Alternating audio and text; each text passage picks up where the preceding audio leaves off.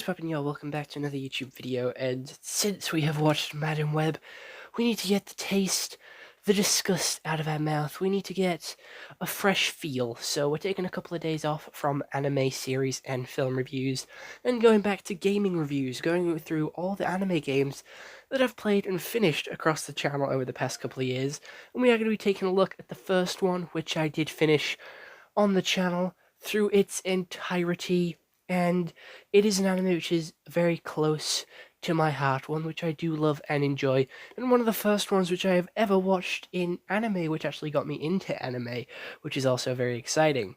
So, today's video, today's game review, is going to be all about a fighting game called My Hero One's Justice 2. And this one is the second game in the series. Obviously, there's My Hero One's Justice 1, which unfortunately I haven't played on the channel, and don't think I will ever play. But with this game, it has a story mode, an online mode, and a local mode, which is the main three which you're going to be looking at here. It does have a load of different collectibles as well, but I'm not too interested in those. So the story mode does follow the third season of My Hero, I do believe, the one where they go and rescue Eri, and it takes you through that entire season from start to finish, and it does have a very unique style. Every start and end to the level is all comic book style, and it follows through with this comic book panel thing with the characters talking to you, and then it gets into the battle and you fight.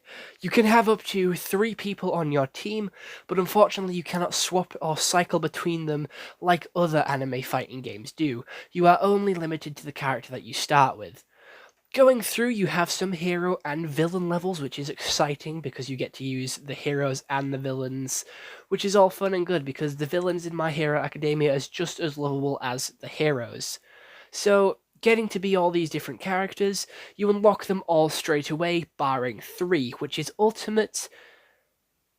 I forgot his name. The Beakman, the main villain. Saikai Chisaki, I think he's called.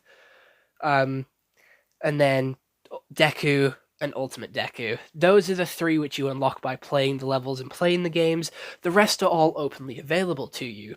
There is a couple of DLC characters which you do have to pay £3.50 for here in the UK, which I think is a little extortionate, but they insist on Big Hand Girl from Class 1B, Tetsu from Class 1B as well, Hawks, and then the other couple of characters which no one really cares about, being the Magestro, I think he's called, like the gentleman guy. No one really cares about him, and his little sidekick as well. Those are all of the sort of DLC characters which you have to pay for, which, again, paying for an extra character in a fighting game is pretty shit because you have to balance them out with the others, and they might not give you an advantage or anything like that because that, again, is pay to win, and some of them are pretty shit. Like, I got the Big Hand Girl, and I rarely use her. I'm more of a Tetsu or a Hawks person, as they do a lot more damage, and, they are actually good characters which I can use quite confidently. I will say all the characters have the exact same moveset with just different abilities. You have your ranged characters and your close range ones, and then you also have the ones which are exactly the same. Tetsu, and Kirishima are identical. That's kind of the running joke through the show, but, being identical in a fighting game doesn't make them stand out, and when everyone's buttons are exactly the same, and there isn't any sort of, special combos you can do, it feels quite lazy, quite boring, and quite tame. It isn't very extravagant, it isn't going out there trying to expand on some other games that have followed through. It is just your basic buttons. It is like A to jump, X to hit, B to dodge. Very simple. There is no combinations you can do to do ultimate moves, and that just leads to spamming the X button as fast as you can to get your move combo out before the other person. However, some move combos do go really slow. They drag out the game, and when you're fighting as Twice, one of my personal favorite characters, his moveset and his sort of basic attacks, they drag out so long with him sort of dashing from one point to another, and it just cuts to like a cutscene so you can't do anything, and that is just his basic attack. It leads to a more slower game, people getting annoyed and aggravated because of how slow it is, and I'm going to be honest, playing locally with Twice was a banned character. We all banned Twice because of how slow he was to fight with and how basic he was as well. He was the only character we banned, by the way. Everyone else was on limits to whoever you wanted to be. I did live stream this game on Twitch a couple of times as well, which was quite exciting. But the story mode was very interesting as well, with its unique style with the comic book thing, and it didn't leave you sort of waiting and watching for hours and hours on end. It was a good sort of 3 minute cutscene with a couple of comic panels, and then you were done.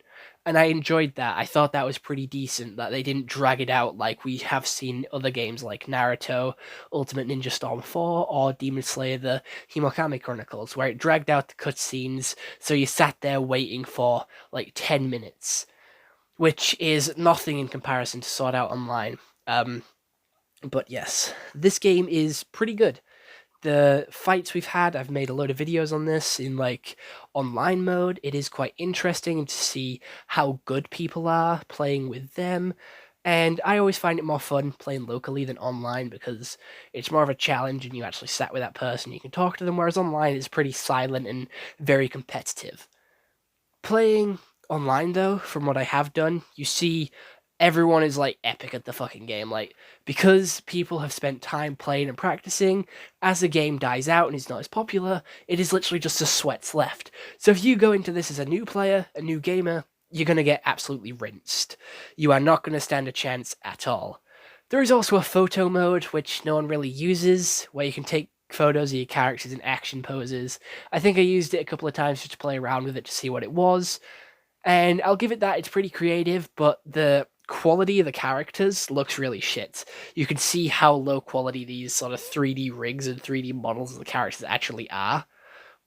There is a couple of little Easter eggs which make the game better than others, where if you have a combo of three characters which would normally work together, for example Todoroki, Ida, and Deku, it would have a special little highlight intro for you, which I thought was really interesting and really fun, and had me playing with a load of different combinations to see which ones there were, and see who said what and what did what. It just led to something a little bit more interesting. There is also character design, where you can dress up Bakugo, Todoroki, Deku, all the other characters, however you want.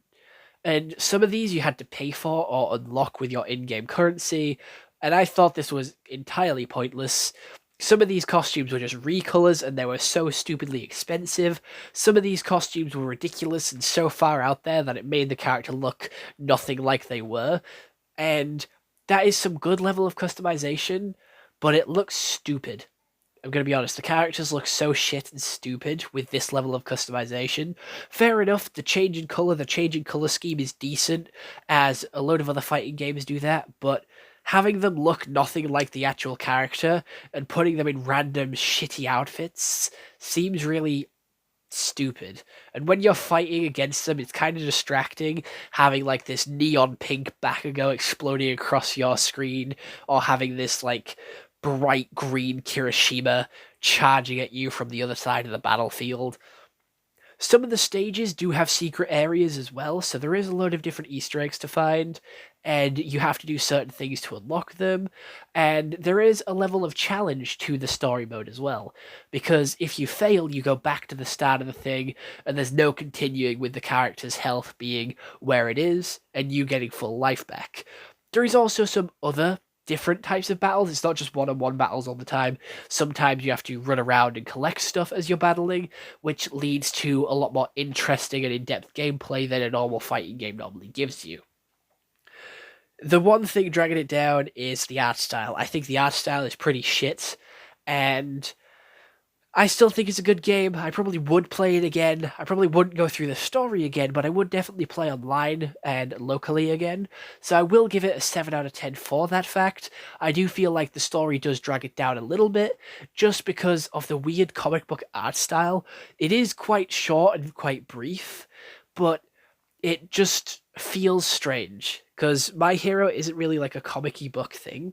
So having this comic-y book art style just because it's a superhero thing makes it seem very cheap. I don't know why. It just looks cheap and feels cheap with them not doing special 3D animations like we see in Naruto Shippuden, Jujutsu Kaisen, Curse Clash, and Demon Slayer Himekami Chronicles.